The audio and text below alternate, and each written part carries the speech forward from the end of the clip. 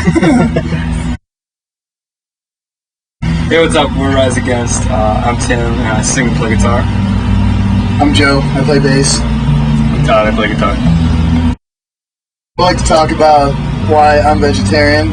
Actually, after years of my old band touring with the band Good Riddance, and they always had PETA literature at their table, I started realizing that the meat industry is a very fucked up thing, and I think that the idea behind animals as just products, selling animals like that is just a wrong thing. These are living creatures that feel pain, and I don't believe in that, so I'm vegetarian.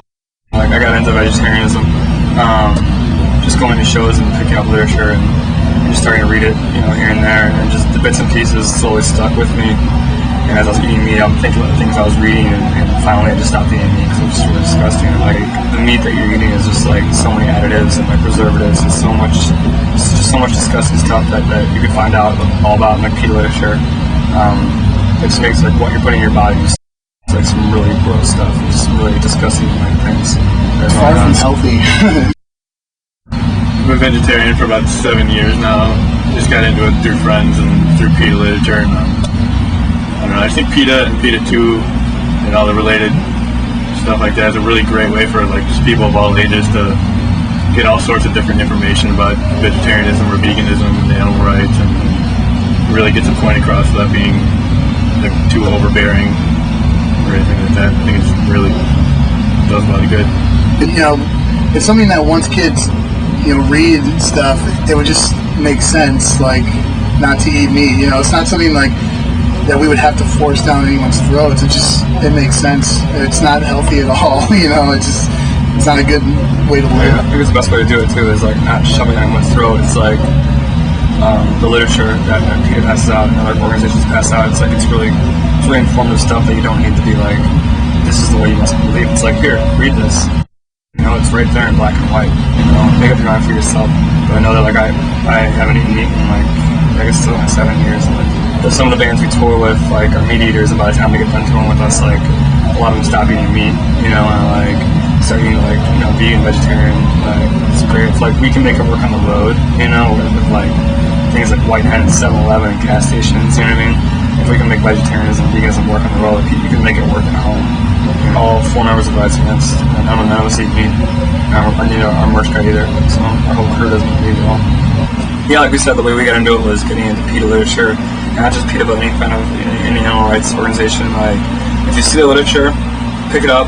If you don't read it that day, like, read it eventually. Read it front to back, at least once. At least give it a shot and see what it says, and see if any of it resonates with you. The more you see it, don't just ignore it. Don't be like, I'm not. Don't be so close-minded, I guess is what I'm saying. You can't really go through life that way. I remember one time I was getting tattooed, actually, and the tattoo shop had like PETA pamphlets in there, and that was right when I first heard about PETA, and I remember thinking like, wow, this is really strange that people in this tattoo shop are concerned about this, and I'm like, well, maybe it's something I should, at least check out. And then, so here I am, I've been vegetarian for 4 years. Yeah, we're going to be on the road all through the U.S. and Canada over the next few months, and just stop by the table. We'll definitely have PETA merchandise and pamphlets and stuff to give the kids and help them learn a little bit more about it. RiseAgainst.com.